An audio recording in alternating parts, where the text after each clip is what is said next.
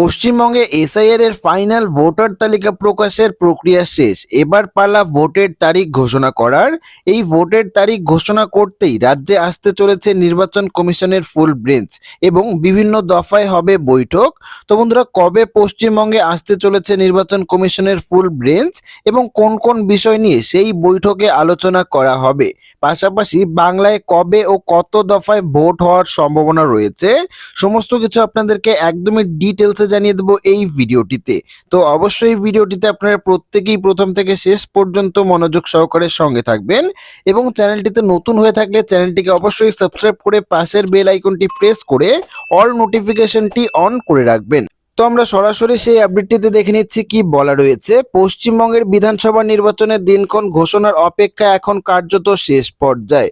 SIR প্রক্রিয়া প্রায় শেষ হওয়ার পর এবার রাজ্যে ভোট ঘোষণার দিকে তাকিয়ে রয়েছে রাজনৈতিক মহল।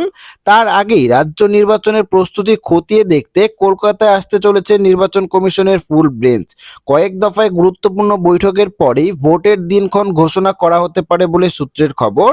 তো বন্ধুরা, কবে কলকাতায় আসতে চলেছে নির্বাচন কমিশনের পুরো দল? সূত্র অনুযায়ী আগামী 8ই মার্চ রবিবার রাতে কলকাতায় পৌঁছাবেন নির্বাচন কমিশনের প্রতিনিধি দল। সূত্রের খবর, ওই প্রতিনিধি দলের মধ্যে কমিশনের ফুল বেঞ্চও থাকছেন। এরপর 9ই মার্চ সোমবার সকাল 10টা থেকে দুপুর 12টা পর্যন্ত জাতীয় ও রাজ্য স্বীকৃতি রাজনৈতিক দলগুলির প্রতিনিধিদের সঙ্গে বৈঠক করবেন নির্বাচন কমিশন। তো বন্ধুরা, আগামী 8ই মার্চ রবিবার কিন্তু কলকাতায় আসতে চলেছে নির্বাচন কমিশনের পুরো বেঞ্চ এবং পরের দিন অর্থাৎ 9ই মার্চ সকাল 10টা থেকে কিন্তু 12টা পর্যন্ত জাতীয় ও রাজ্য স্তরের স্বীকৃতি রাজনৈতিক দলগুলির প্রতিনিধিদের সঙ্গে বৈঠকও করতে চলেছে নির্বাচন কমিশনের ওই দলটি। ওই বৈঠকে রাজ্যের ভোট পরিস্থিতি ও বিভিন্ন বিষয় নিয়ে আলোচনা হওয়ার কথা রয়েছে। এরপর দুপুর 12টা 45 থেকে বক্তব্য রাখবেন রাজ্যের মুখ্য নির্বাচনী আধিকারিক মনোজ আগরওয়াল। একই দিনে কেন্দ্র ও রাজ্যের মোট 28টি সংস্থার প্রধানদের সঙ্গে বৈঠক করারও পরিকল্পনা রয়েছে নির্বাচন কমিশনের। এখানেই শেষ নয়, ভোট পরিস্থিতি খতিয়ে দেখতে রাজ্যের সব জেলার জেলাশাসক, ডিএম এবং পুলিশ সুপারদের সঙ্গেও আলোচনা করতে চলেছে নির্বাচন কমিশন। পরের দিন অর্থাৎ 10ই মার্চ সকাল 10:30 নাগাদ মুখ্য সচিব এবং রাজ্য পুলিশ ডিজির সঙ্গেও বৈঠক হওয়ার কথা রয়েছে। সেই বৈঠকে উপস্থিত থাকবেন কেন্দ্রীয় বাহিনী এবং রাজ্য পুলিশের ডোনান্ট অফিসাররা।